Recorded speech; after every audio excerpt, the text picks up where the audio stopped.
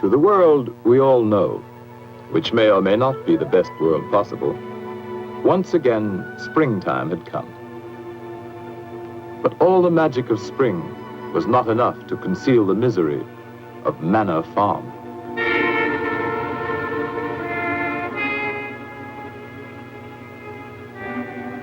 Once thriving and fruitful, the farm and its owner, Mr. Jones, had fallen on evil days. Beset by problems of his own making, Mr. Jones had turned to drink. And for his misery, he had found poor company.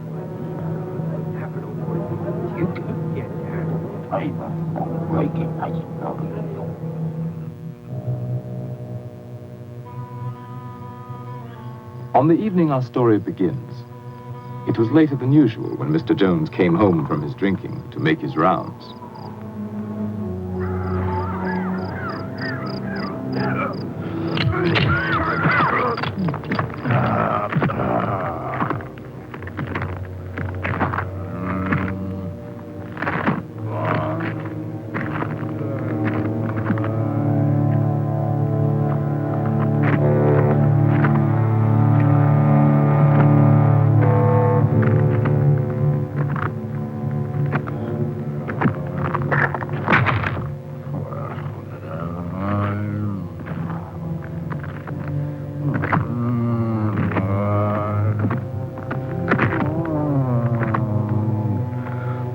Damned old henchman.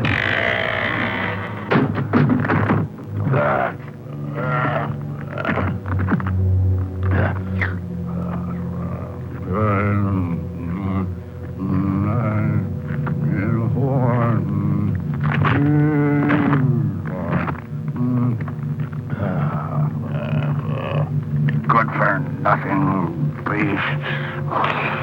Ate their heads off.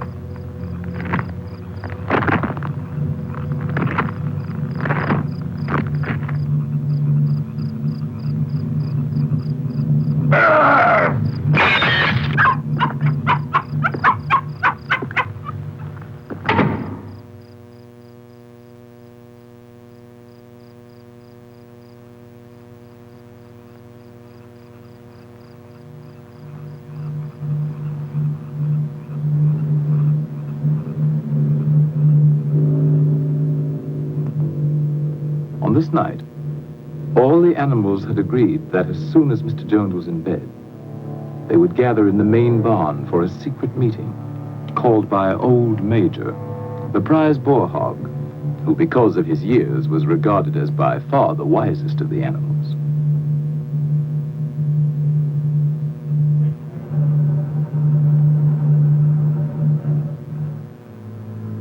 The other pigs started first for the meeting, being clever and fond of taking the lead.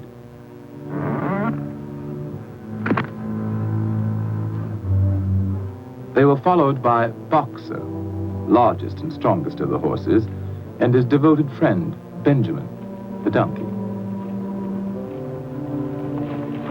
All the other animals, great and small, were anxious to get there, for such a meeting had never been held before.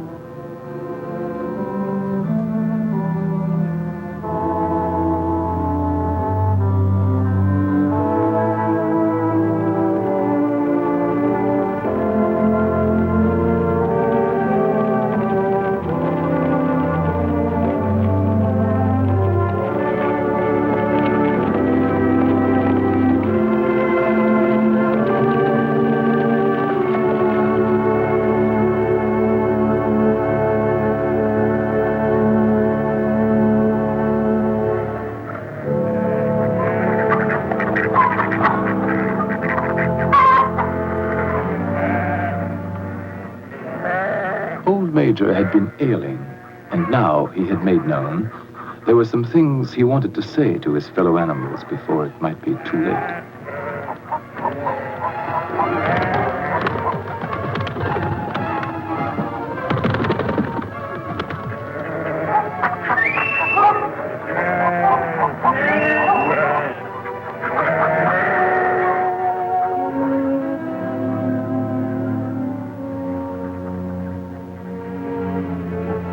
It took a while for all to find their seats. The pigs had taken up the best positions immediately in front of the platform. Among them, Snowball, determined to get a good view. And Napoleon, equally determined and even less polite.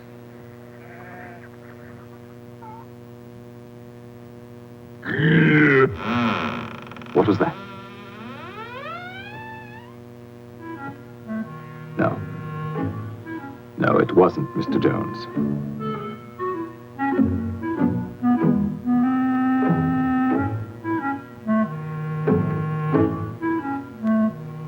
And at last, everyone could be settled to hear Old Major. My dear friends, I have lived a long life. I have had much time for thought as I lay alone in my stall. I won't be with you much longer. And before I die, there's something I want to tell you.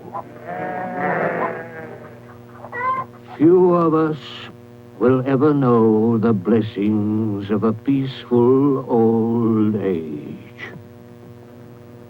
You, boxer, when you have given the last of your great strength, what then?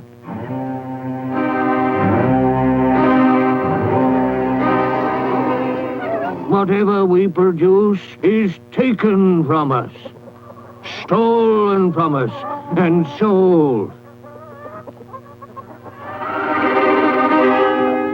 Our children are born to cold and hunger. Look at them while you can.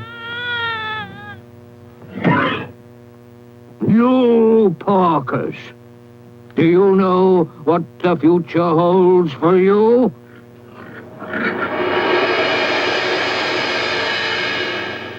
Do we deserve such a fate? Is this farm too poor to support us all? No, comrades. When a farm is rich, but we'll never get our rightful share from Farmer Jones. Overthrow this evil tyrant, and we shall be rich and free. Courage! Revolt!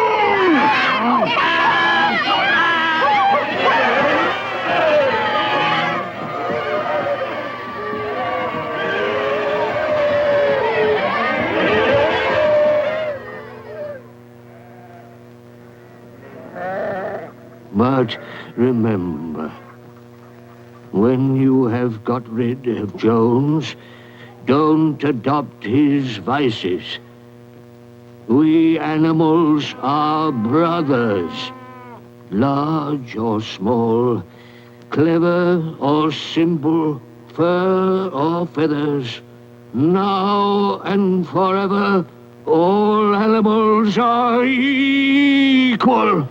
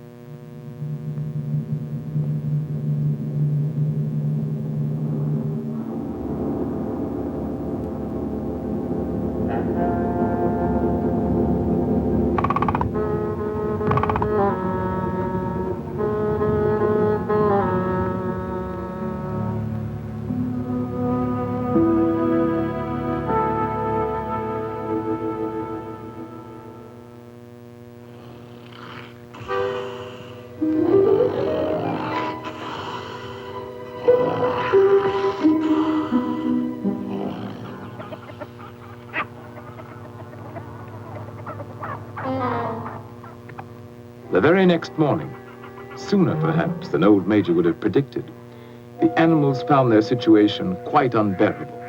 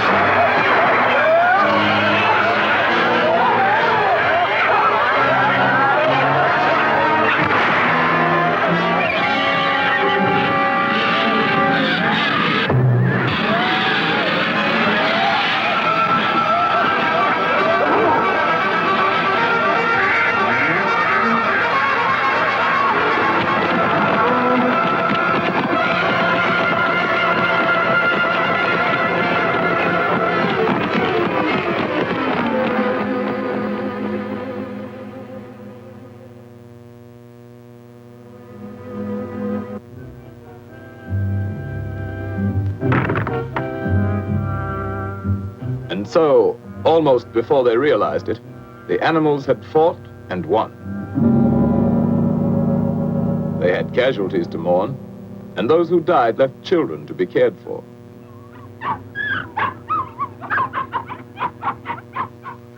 But Manor Farm was theirs, and they lost no time in destroying everything that reminded them of hateful Mr. Jones.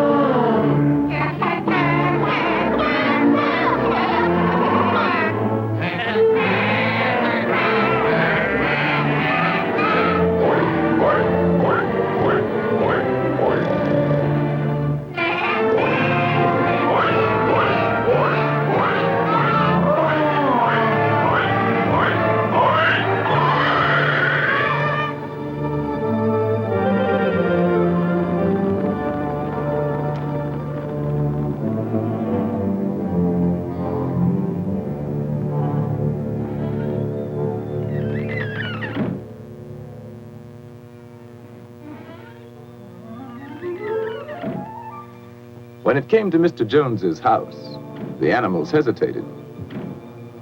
Napoleon showed the way, but Snowball took the lead in entering the place where their tyrant had lived.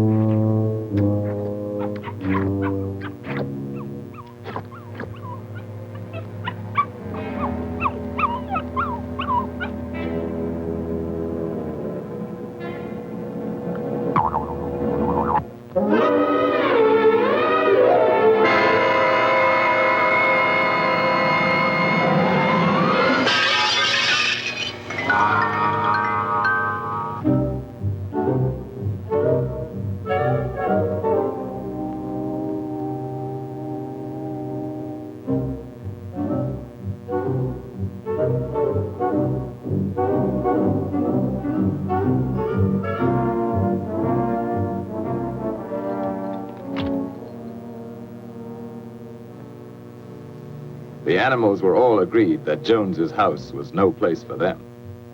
All, that is, except Napoleon.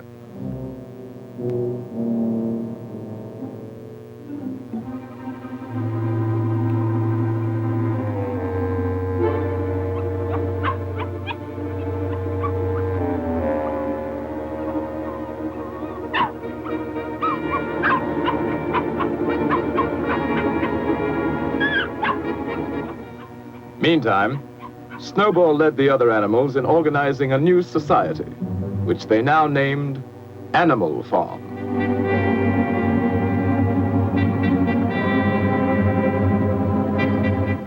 So that all might see and agree, the laws of Animal Farm were inscribed in a prominent place, to be remembered and obeyed forever. No animal shall sleep in a bed. No animal shall drink alcohol. 4 legs good, 2 legs bad. Wings count as legs.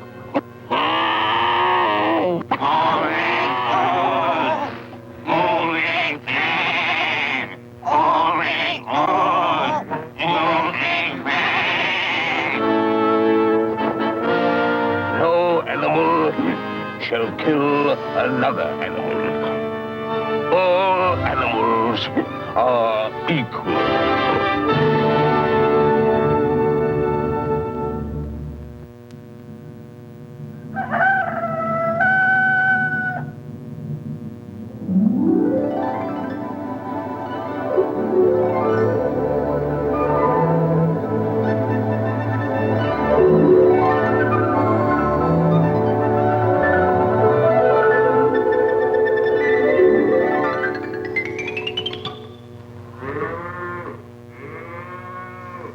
Tending farm by themselves posed problems for the animals, but the pigs could think of a way around every difficulty.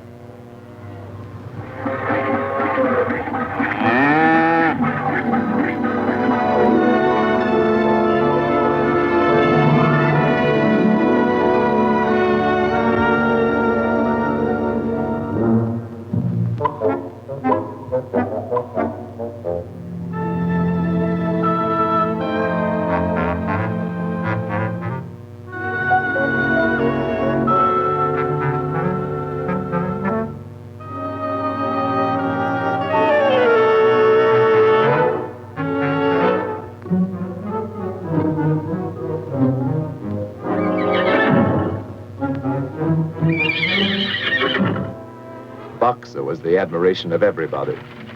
He had been a hard worker in Jones's time, but now he seemed more like 3 horses in one.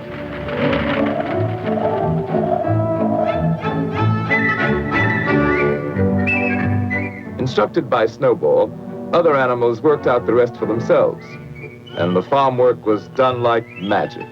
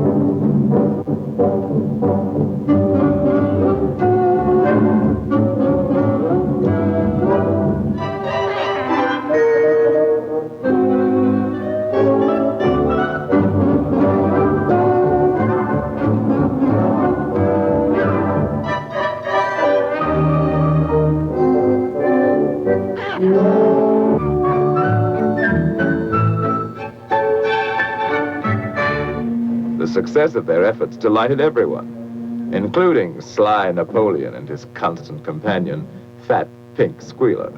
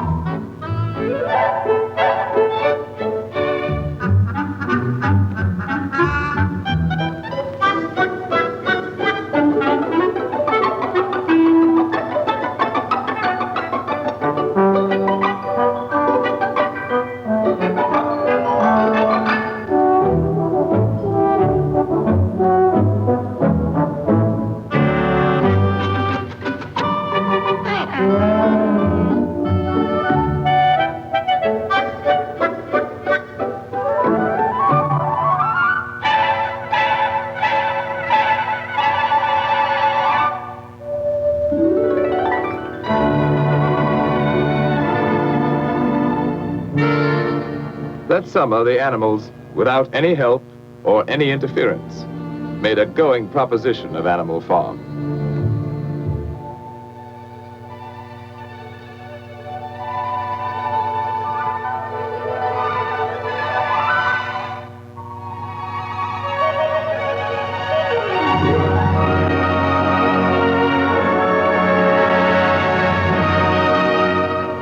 The fields yielded richly, and they were cut and gleaned with diligence and devotion.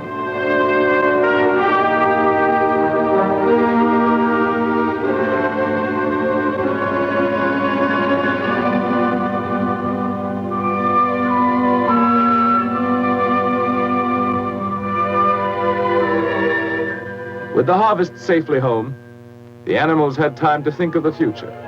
And at a meeting in the big barn, many resolutions were put forward. It was always the pigs who made the resolutions. Comrades, our first 5 months plan is a farm-wide triumph. And the time has come to spread the glorious news so that our downtrodden comrades on other farms will break their chains and join the animal revolution.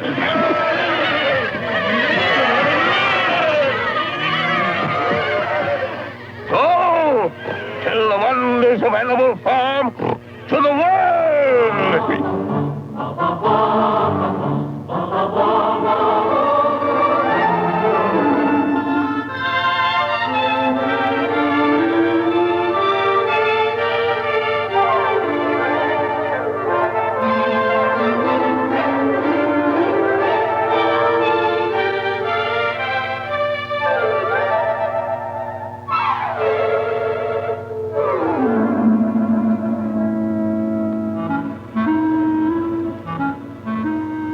Some animals, content with their lot, were unimpressed by tales of peace and plenty.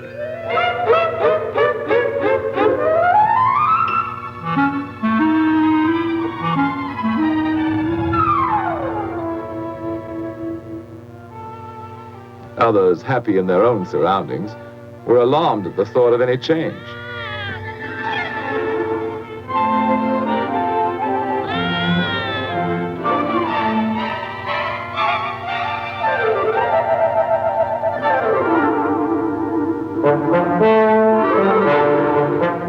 But wherever they were having a bad time, animals listened with interest.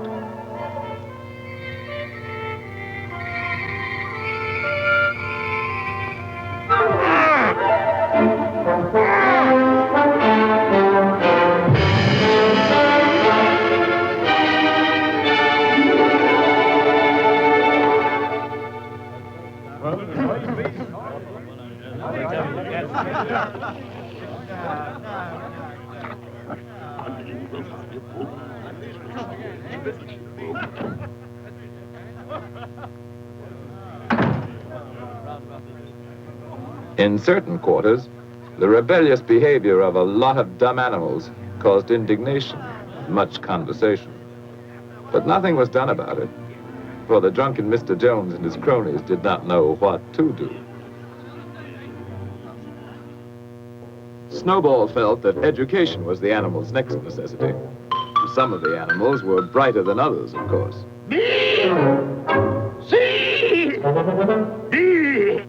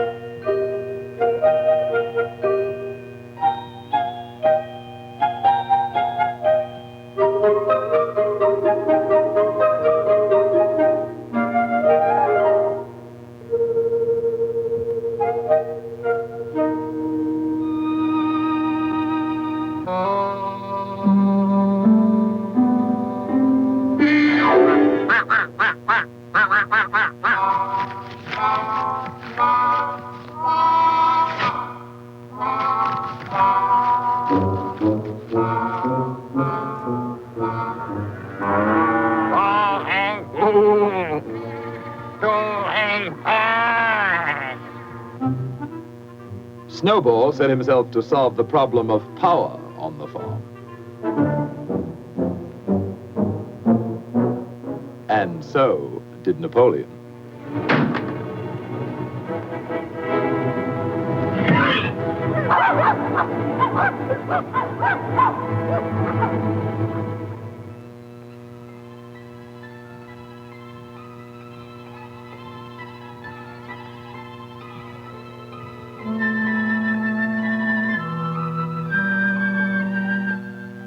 In January, there came bitterly hard weather.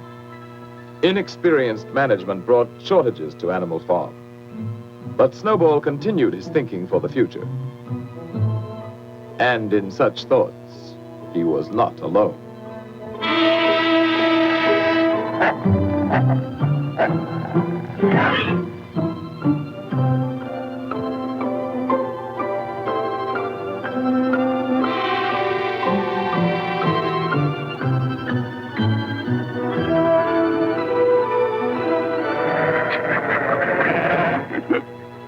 Comrades, I have prepared a new plan for Animal Farm. Here it is. All it needs is your vote. At first, we will have to work more and eat less. But my plan will bring us electricity. It will mean a warm barn in winter. A light in every stall. Sty at roost. Luxury for all. Comrades, in one short year, Animal Farm will be the finest in the world. Dream children's dreams. A vote for my plan is a vote for the life beautiful. It's a lie. I'll promise you a 4-day week. Bosh! Perhaps a 3-day week. Nonsense! A 1-day week.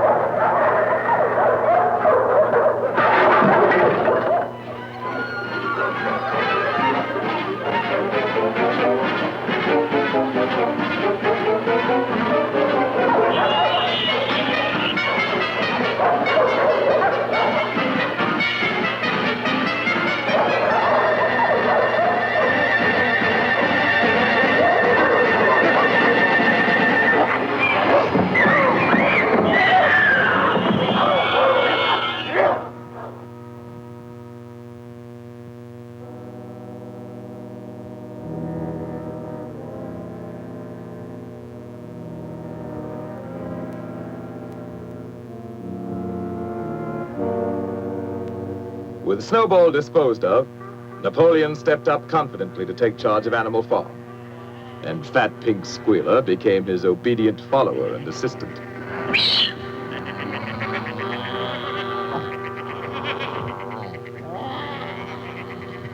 Comrades, Snowball is a traitor. What was he really planning? To bring back Jones. Now, let's have no more of these useless meetings. Eh? From now on, I'll protect your interests. And I'll make your decisions.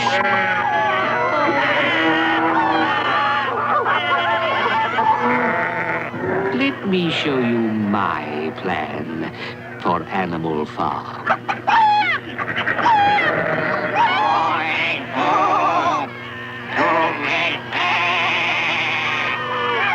Hooray! For Napoleon! And so the windmill was started after all.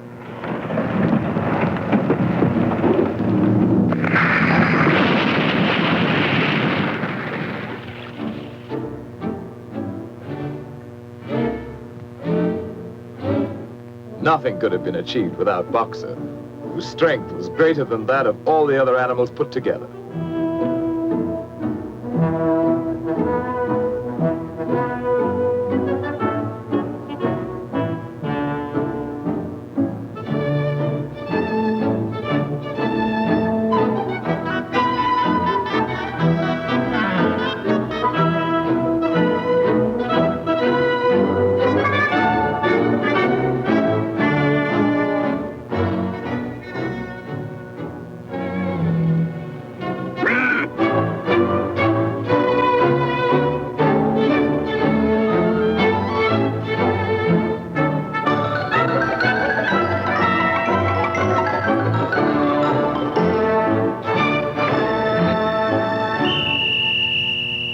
Superintended by the pigs, all the animals worked long shifts which lasted from dawn till dusk.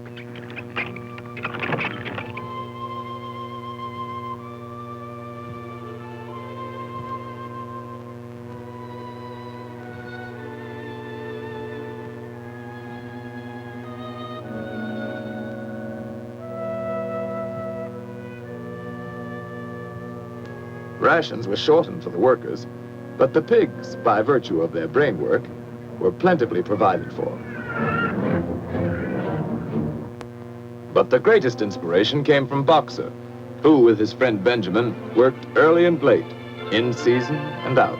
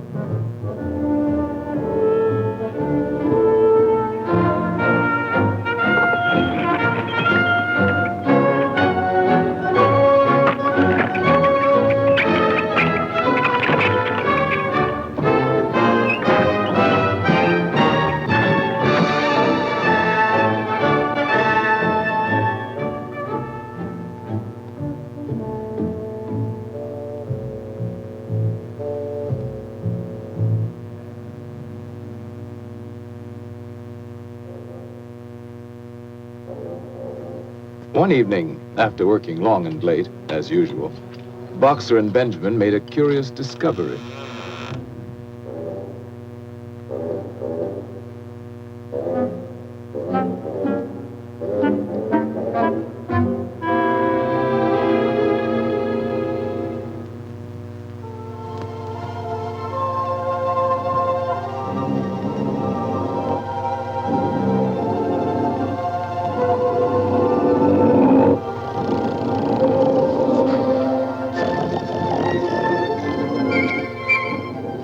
Word of what now went on at night in Jones's house spread quickly through Animal Farm. Some of the animals thought they remembered a law against beds, but obviously they were mistaken.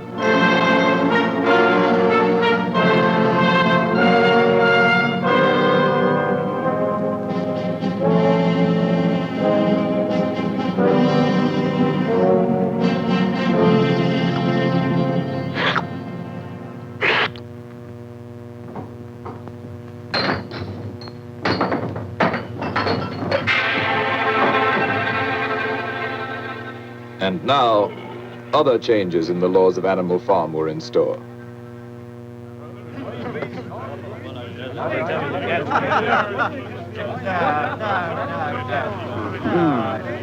Those ungrateful beasts of yours, cheer up. They won't last. Another winter will bring them to their knees. Anyway, where are they gonna buy the things they need? In Mr. Jones's circle, the subject of shortages at Animal Farm was a popular one. And a sharp trader named Whimper was just the sort to do something about it.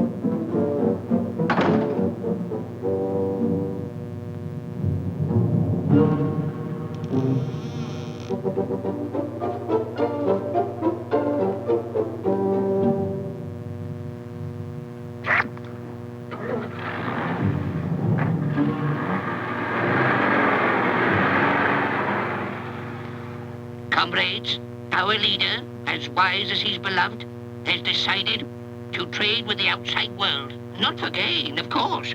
That would be unworthy of our noble principles. You, hens, are to have the honor of making the first contribution. All your eggs. I know how proud you are of this privilege.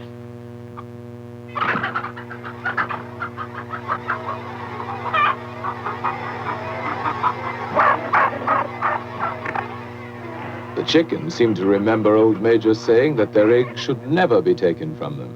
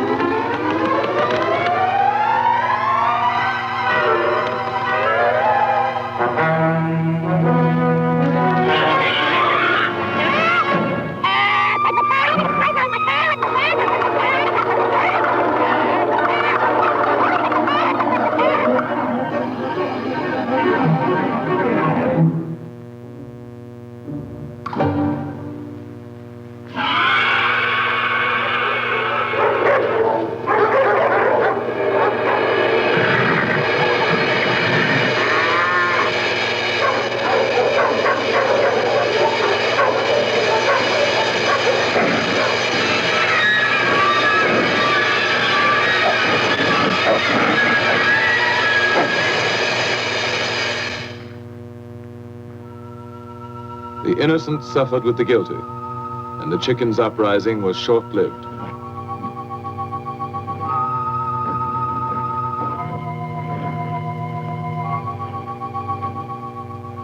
Comrades, I have made a terrible discovery.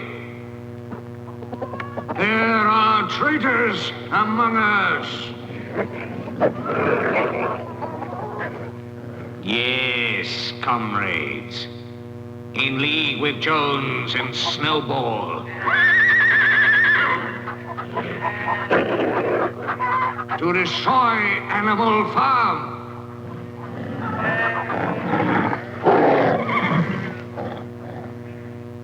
Who else is guilty? Stand up and confess!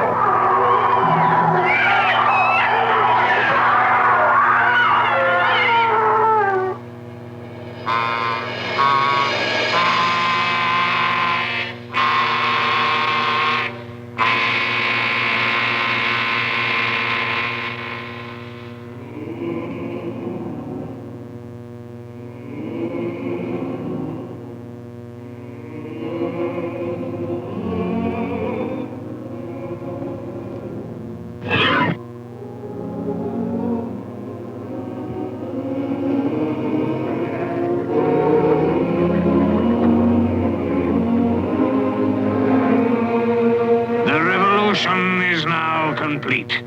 We have no more use for that song.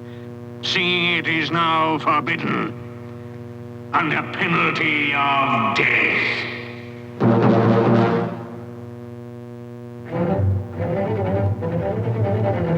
Trade between Animal Farm and the outer world now became quite brisk.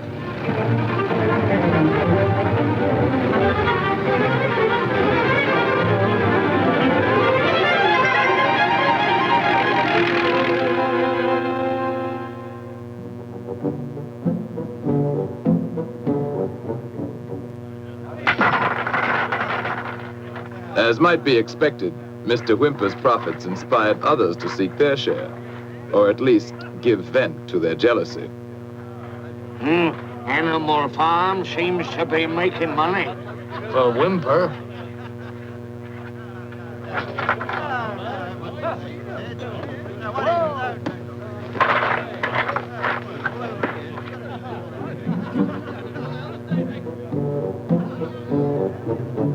Who ever heard of animals running a farm? Have you seen a windmill? Come on, let's kick him out. Yes, kick him out.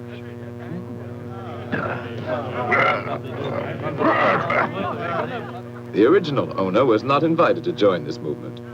His neighbors let him know his day was done.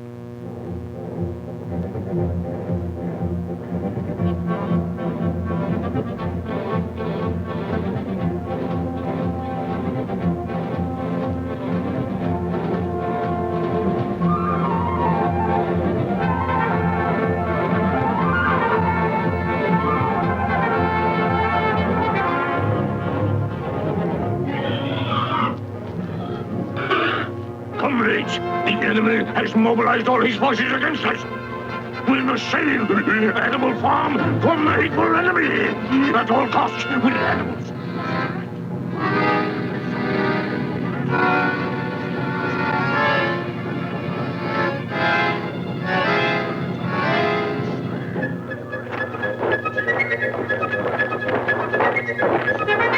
Now is the time to fight, to die for Animal Farm. Let us show them all that Animal Farm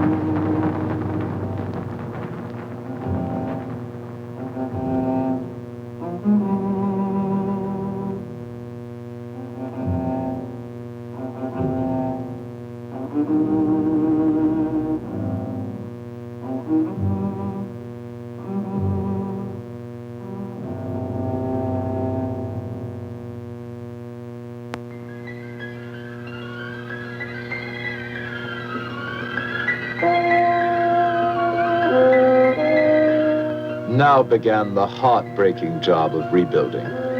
And as before, Boxer and Benjamin worked hardest of all. By now, supervision of the work by pigs was hardly necessary, so they had time for less laborious pursuits.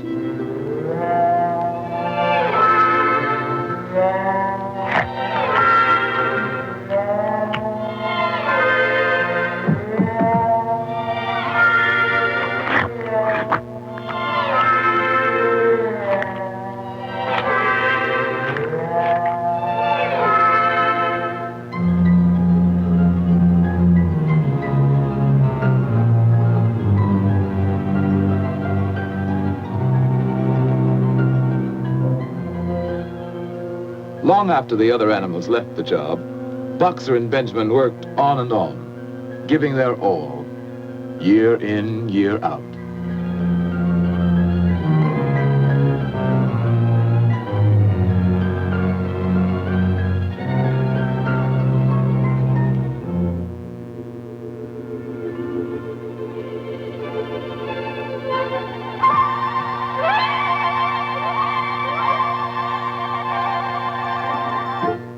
A new generation of pigs grew up, endowed with what were considered arts and graces very flattering to Animal Farm and its presiding genius.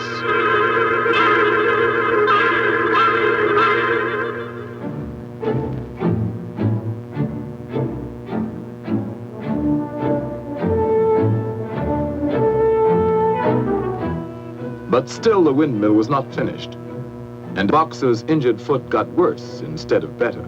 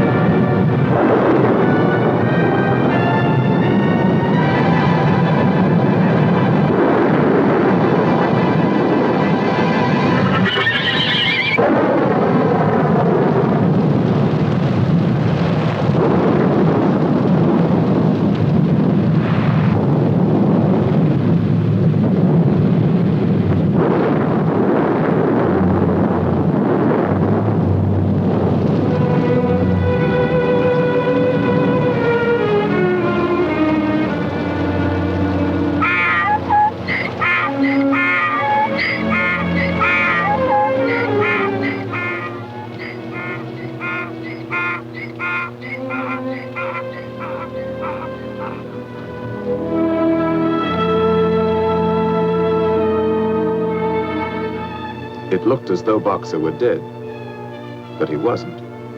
Not quite.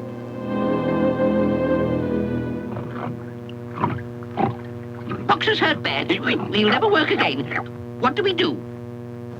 While Napoleon and Squealer made plans for Boxer, Benjamin predicted he could look forward to a well-earned rest and retirement.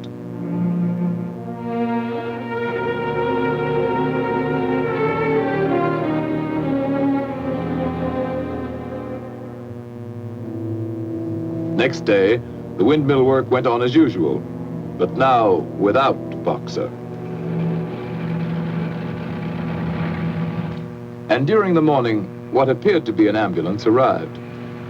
Only Benjamin suspected it wasn't an ambulance.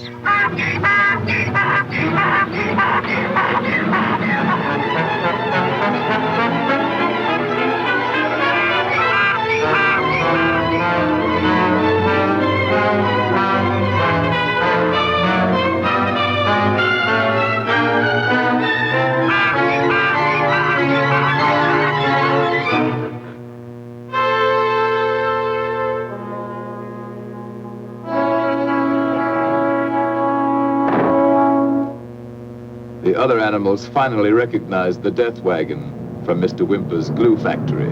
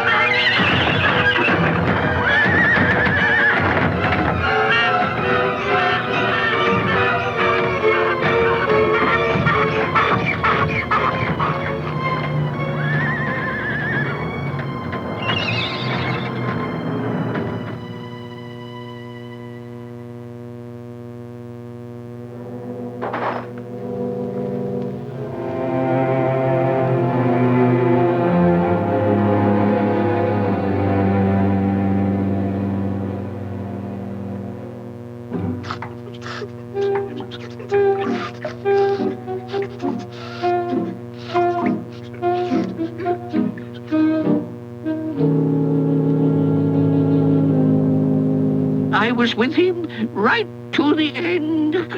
His last words were, "Forward, comrades! Long live Napoleon!"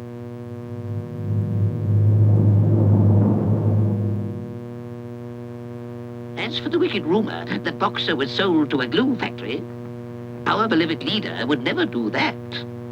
Long live Napoleon! Long live Napoleon!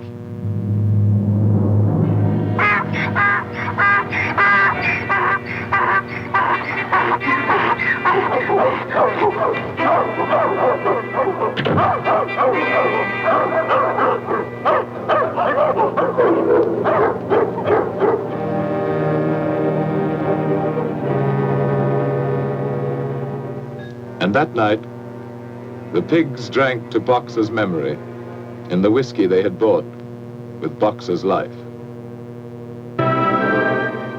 Years passed. The seasons came and went. The short animal lives fled by. The completed windmill stood as a monument to its builder's faith and sacrifice. But the animal's revolution was only dimly remembered. Outwardly, Animal Farm appeared prosperous, but the animals themselves were no better off, with the exception of the pigs and their supreme leader, Napoleon.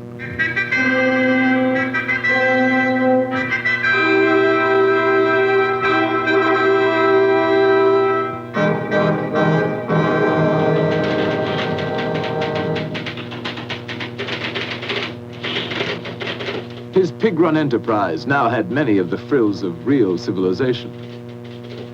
And one fine day, pig delegates from far and wide arrived at Animal Farm to celebrate the coming of a new era.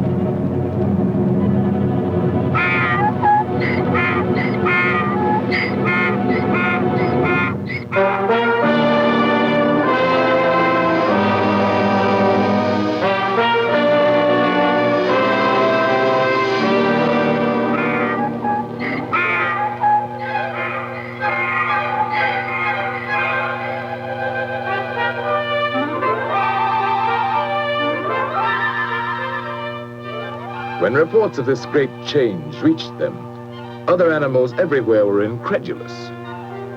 Dismayed and indignant, they headed toward Animal Farm from all directions, instinctively uniting once again in common cause.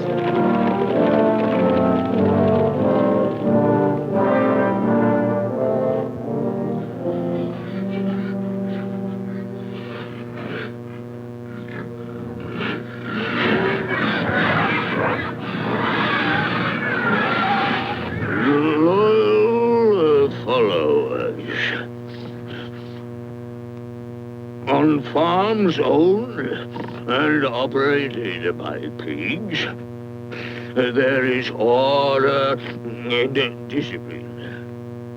Our lower animals do more work and eat less than on other farms. This will encourage you to make your lower animals work even harder and eat even less.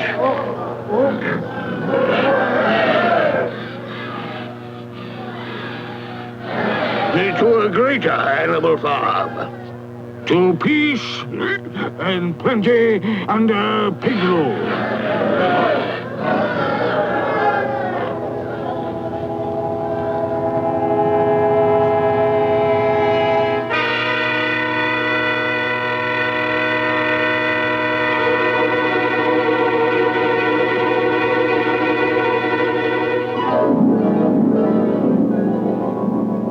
into the day when pigs own and operate farms everywhere.